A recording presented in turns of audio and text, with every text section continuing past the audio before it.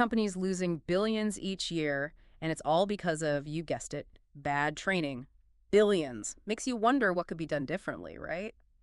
Well, that's what makes this story about hotter shoes so interesting. And what's really interesting is, they're not some Silicon Valley startup. They make shoes, comfortable shoes at that. Right. The UK's largest shoe manufacturer, in fact. Exactly.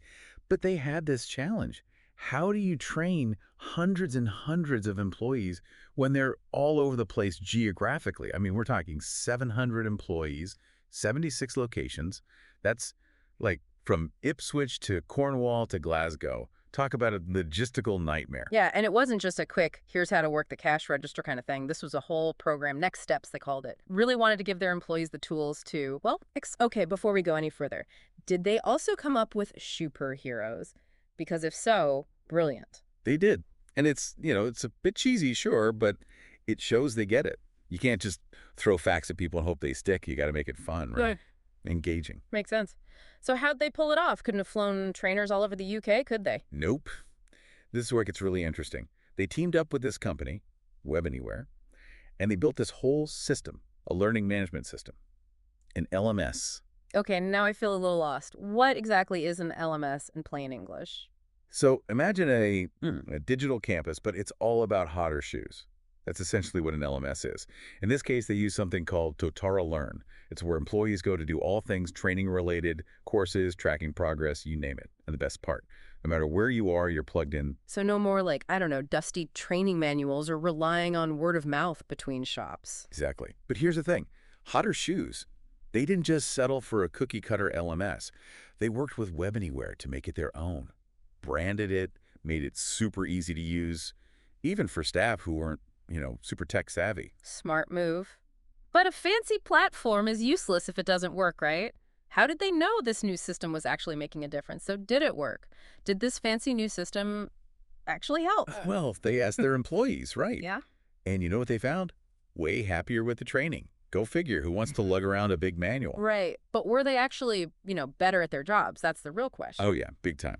Knew the products inside and out, which means more sales. Music to any company's ears, right? But how'd they measure that? Was it just like, oh yeah, I feel like I know more stuff now? Or was it more concrete? Oh, they had data coming out their ears.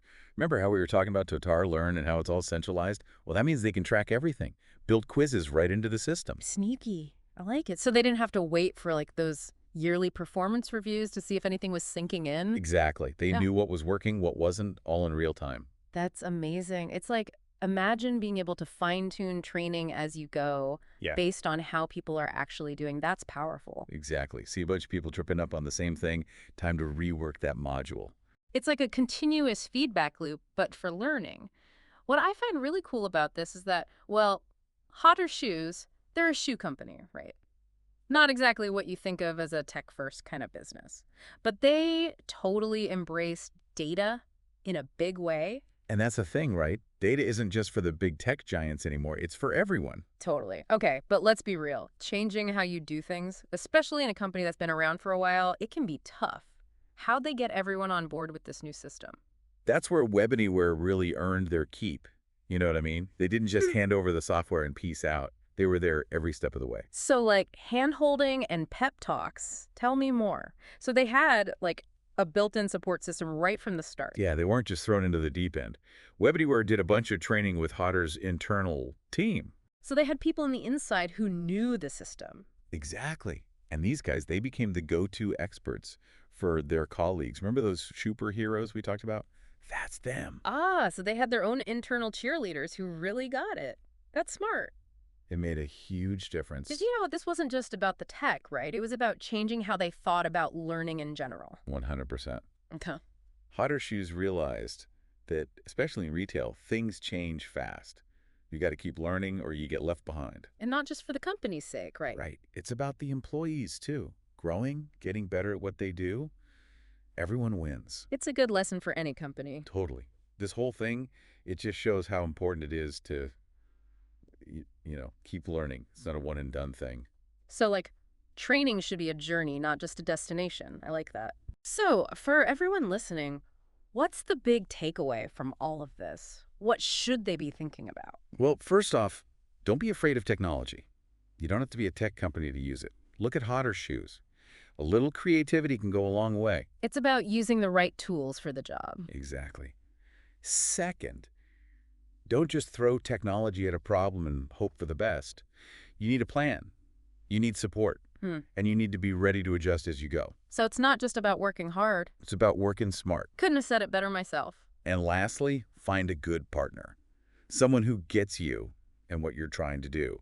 Like Hotter Shoes and Webanywhere, they were a great team. Teamwork makes the dream work. Now you're getting it. So, big question to leave everyone with. What are your next steps? What can you do starting today to create a culture of learning in your own world? It's a question worth asking. It really is. And on that note, we'll wrap up this deep dive. Thanks for joining us. Until next time.